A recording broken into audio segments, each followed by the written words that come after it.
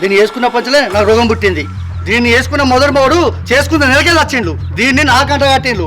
ఇది ఎంత దరిద్రం ఉండ అయితే ఆ చేసుకున్న నెలకే చస్తాడు చెప్పక్క. నాకన్నా ముందుగాలు నువ్వు ఇంకొక ఆమెను చేసుకోలేదా? నువ్వు పెట్టే చిత్రహింసలు ఆమె భరించలేక ఇంకొకరితో వెళ్ళిపోయింది.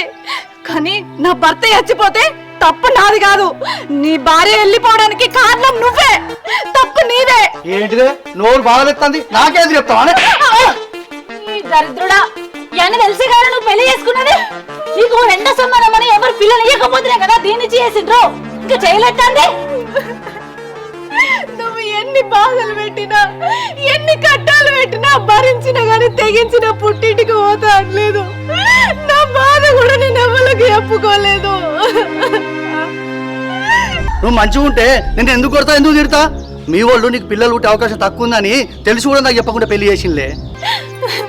వదినే, మా వాళ్ళు ఏ అబద్ధం ఆడి ఈయనకిచ్చి పెళ్లి చేయలేదు. మా పెళ్ళకి ఇన్ని సంవత్సరాలు అవుతుంది, పిల్లలు పుడతలేరు ఏందని మొన్న హాస్పిటల్కి పోయినా. అప్పుడు డాక్టర్లు నీకు పిల్లలు పుట్టే అవకాశం 90% లేదని చెప్పారు. అప్పటిదాకా నాకు ఆ విషయం తెలియదు వదినే. 10% మాత్రమే నీకు పిల్లలు పుట్టే అవకాశం ఉంది. ప్రెగ్నెన్సీ అయినాక డెలివరీ టైంలో పాప బతుకుంది కానీ నువ్వు చచ్చిపోతావన్నారు. ఆ విషయం తెలియగానే నా గుండె సెరువైంది వదినే.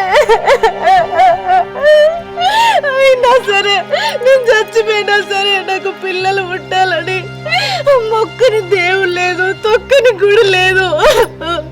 ఈ సమస్య నాకు ఉందని తెలిసినాక నిన్నెందుకు పెళ్లి చేసుకుంటా?